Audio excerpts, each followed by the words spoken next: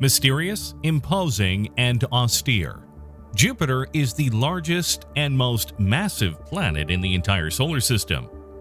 It is so large, 140,000 kilometers in diameter, that if we put together all the other planets, including Saturn, we would be able to equal only half of its mass. It is difficult to describe in words the fascination that this cosmic giant has exerted over the centuries on entire generations of astronomers, enthusiasts, and simply curious. On Jupiter, everything is out of scale, starting from its best-known feature, the red giant spot, a huge cyclone that rages in the atmosphere of the planet for at least 350 years. Like Saturn, Uranus, and Neptune, Jupiter is mostly composed of gas, especially hydrogen and helium, and therefore has no defined surface on which to land. A hypothetical descent into its atmosphere would look very much like a very long dive into the depths of the ocean. Although we do not know all the secrets of Jupiter yet, we know just enough to imagine the wonderful and terrible spectacle that a hypothetical astronaut would see if he tried to venture into its turbulent atmosphere. Alien colors, clouds as big as mountains, immense columns of gas in continuous movement, lightning so powerful that an entire ocean evaporates in the space of an instant. On Jupiter, every atmospheric phenomenon is taken to the extreme to characterize one of the most hostile environments of the solar system, an environment that few remember we began to explore a quarter of a century ago. So much time has in fact passed since the day the Galileo probe arrived on Jupiter after a 6-year journey. Among the main objectives of that mission, in addition to the study of the Medicean satellites and the Jovian magnetic field, there was also the analysis of the atmosphere, for which was designed a small probe called atmospheric that would measure pressure, temperature, and chemical composition. Galileo released the atmospheric probe 5 months before meeting Jupiter, in July 1995 and on December 7, 1995. The two ships reached the gas giant together. The mother probe entered into an orbit around the planet, while the little one penetrated its atmosphere at a speed of 48 kilometers per second, after which, in little more than 2 minutes, it was slowed down to subsonic speed by the density of the air. The descent lasted a total of 58 minutes, and the connection was interrupted when the probe arrived at 150 kilometers of depth, reached conditions of temperature and pressure so high that it dissolved in the atmosphere of the planet. The data collected along the way proved to be of fundamental importance to understand the dynamics and chemical composition of the upper layers of the Jovian atmosphere, but did not provide any clue as to what lies deeper.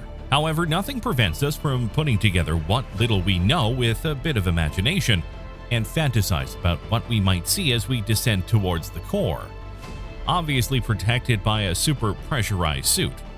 A dive that will allow us to discover the secrets of one of the most extreme environments of the solar system. Are you ready?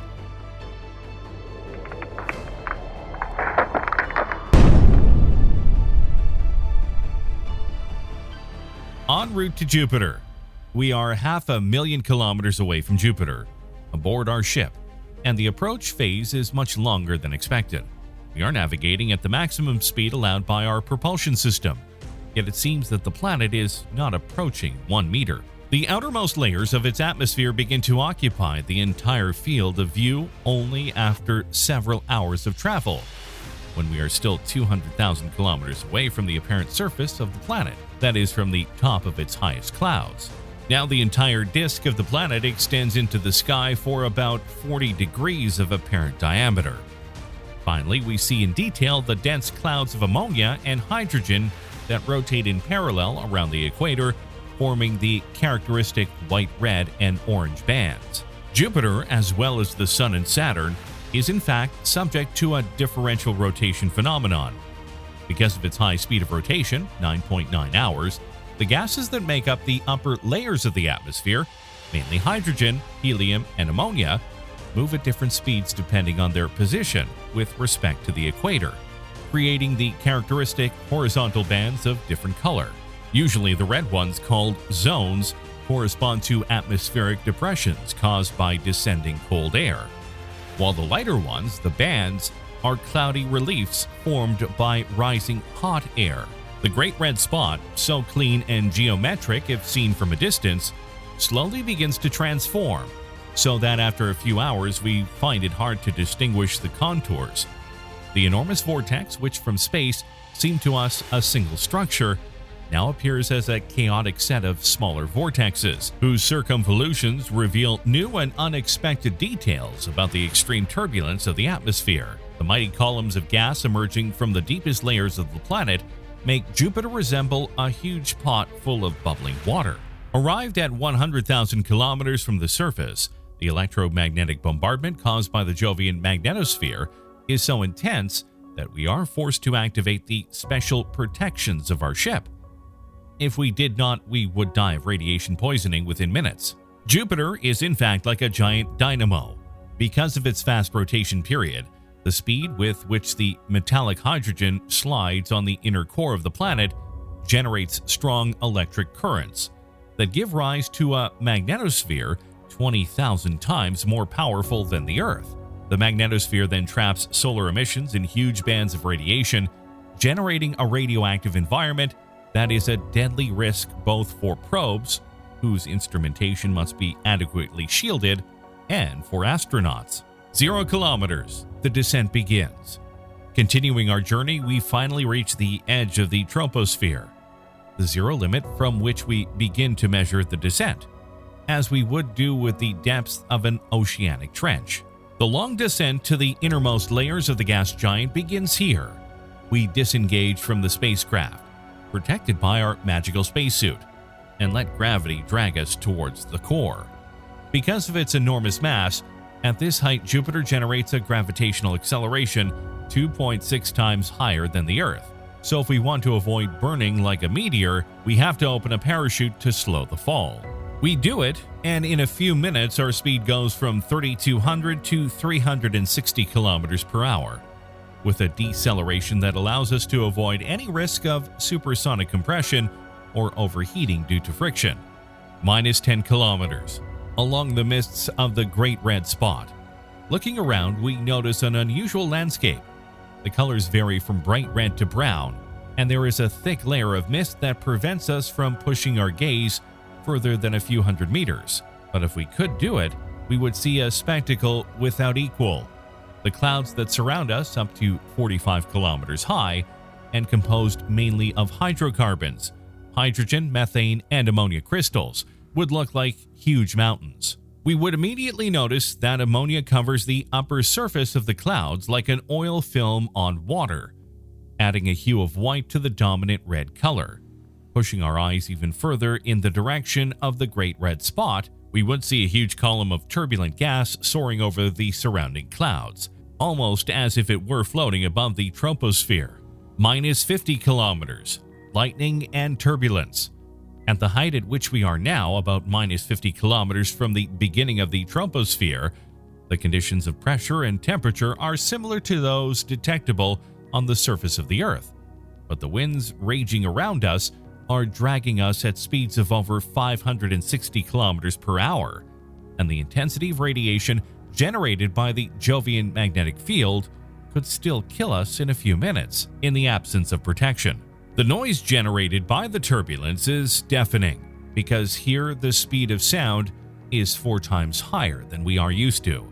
The sky is continuously crossed by violent lightning tens of kilometers long, thousands of times more powerful than those generated on Earth. The lightning is mainly caused by rains of water, sulfuric acid, and ammonia, which due to the gravitational attraction of Jupiter fall at a speed 3 times faster than the Earth's rains, creating a huge difference in potential. Minus 100 kilometers. Goodbye to the light. After another 5 minutes of descent, the atmospheric pressure rises to 2 bar, and we begin to cross a new layer of clouds, this time composed of ammonium sulfite and ammonium hydrosulfide. The conditions of the environment around us are quite extreme, but at this moment we do not need any additional protection other than good radiation shielding. Although the weight of the air above us starts to grow following an exponential curve, the relatively low fall rate allows the cavities of our body to equalize their internal pressure without generating undesirable effects. Another 10 minutes pass and the pressure reaches 4 bar, a value corresponding to what we would experience on Earth by diving into water at a depth of 30 meters, while the temperature drops to minus 40 degrees. We begin to encounter the first clouds of frozen water, and in the meantime, the ambient brightness continues to decrease. The speed of the winds rises to 720 kilometers per hour, but we barely notice it, because the level of turbulence in the atmosphere gradually decreases. Another 15 minutes of fall and the pressure rises to 10 bar. At this point, in order to avoid harmful effects on the body, we have to modify the air mixture supplied by the suit's respirator.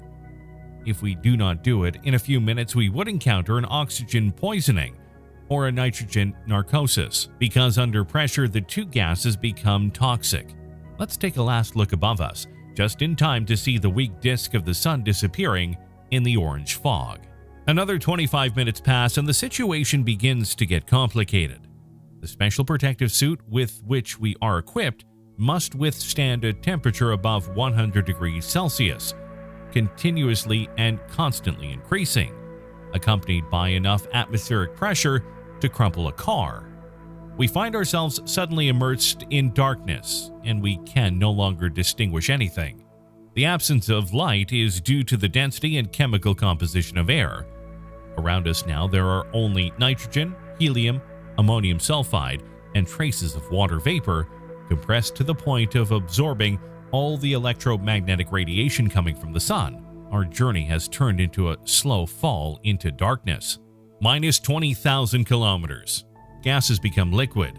We continue to slow down due to the increasing atmospheric density, while incandescent helium is raining around us.